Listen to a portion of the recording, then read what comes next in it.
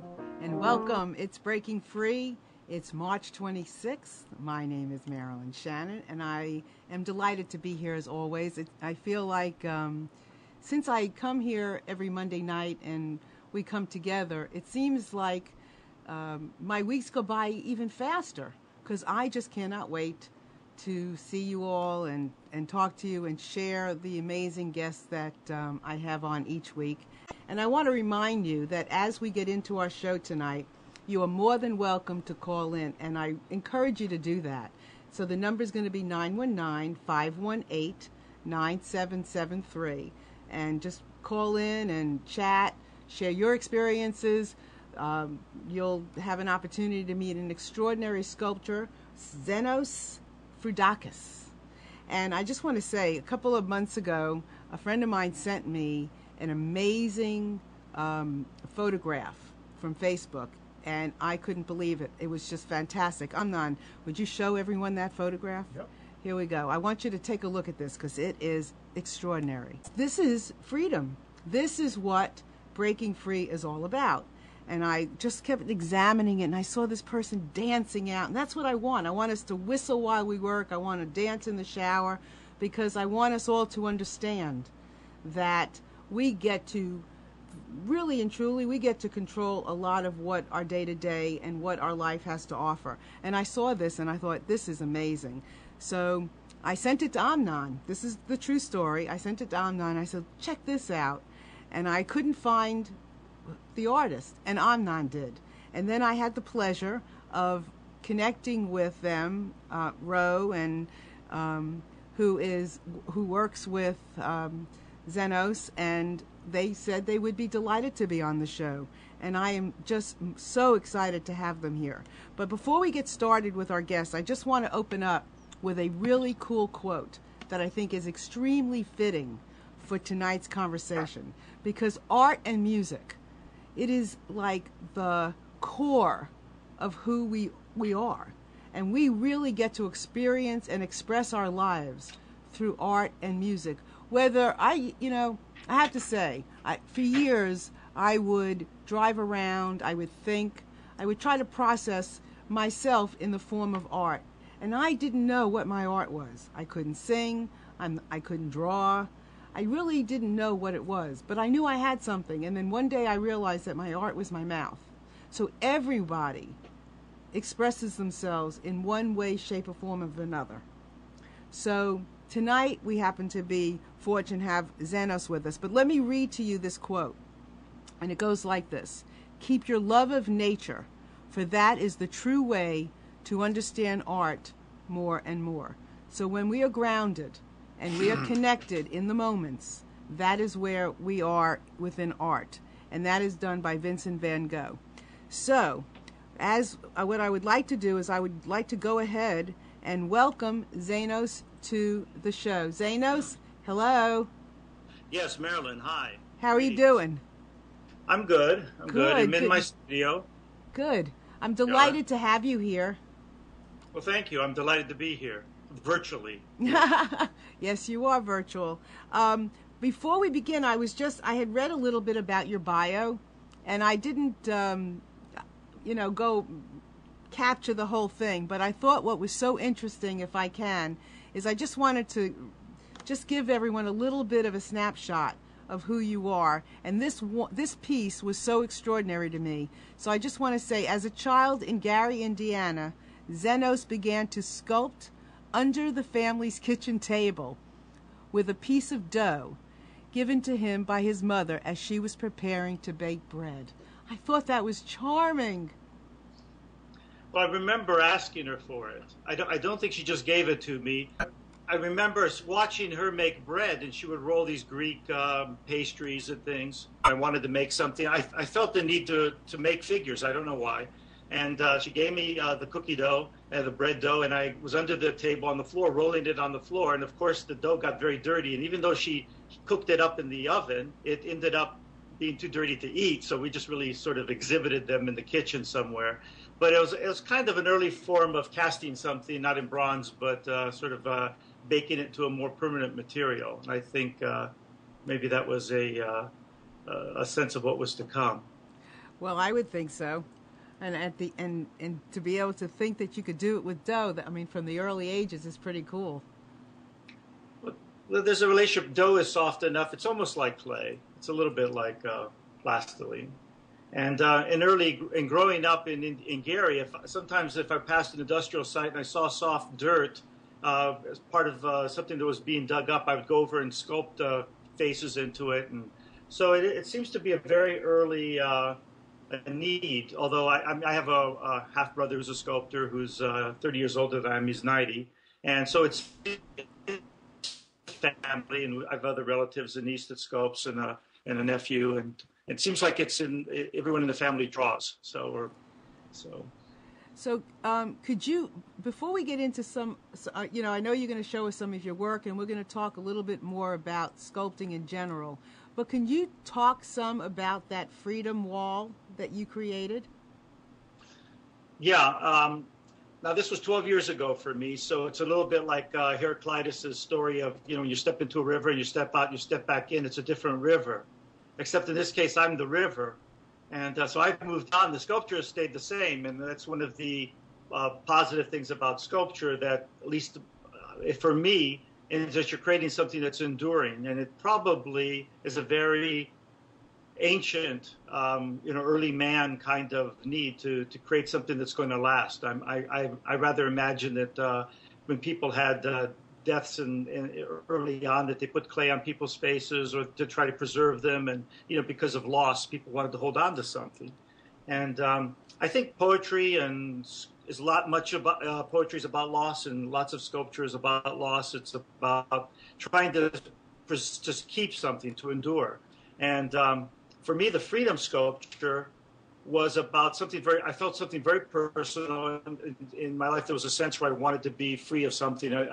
And then I thought, if I sculpt this and it's just that personal, it's going to be more like a kind of an art therapy thing. I wanted to make it more universal. And I thought if I can get very deep, profoundly personal in my own discovery, my own exploration and search, that the piece then would have a universal feeling that other people on that level will be able to appreciate it. Again, I think good poetry does that.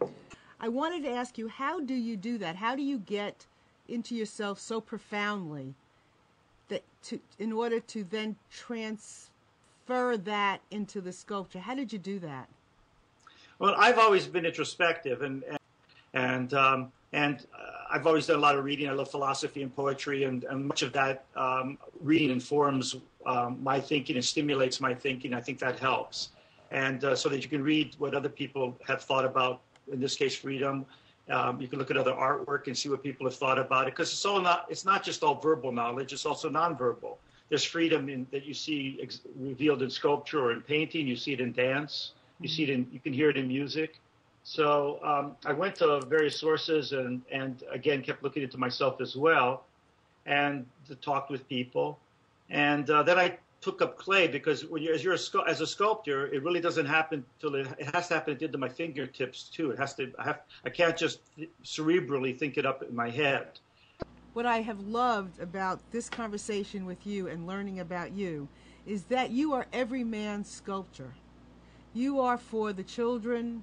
You are for a woman, a man. You're for somebody who's struggled. You are there for somebody who is learning.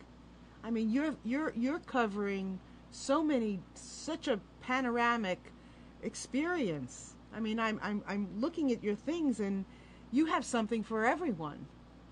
Well, I think for me, the human condition is the primary fertile ground that you're working with, that you're farming in a sense, and you're trying to develop plants, growth. I'm not a farmer or a gardener, but in a sense, all these sculptures are things that I'm creating out of this very, very fertile area. I mean, the human condition is just so broad and significant, and the pathos and also the cerebral part of it. And I just think it's exciting for me, and I'm hoping that it will be for other people. There are sculptors who work with things that are more abstract, and that's fine. I feel like there's abstract elements in some of my pieces in terms of big design, but I want to do things that have an emotional and a cerebral element. Again, and I'm speaking very personally, but again, what I said about the freedom, if I can reach down and speak very, very personally, it is universal, I think, because on some level, that's where we're all alike. And, it's the nice thing when you talk about art, when you read a poem, and what I love about poetry is if you're reading Matthew Arnold or Eliot or Frost or someone, and you're thinking, I have these same feelings.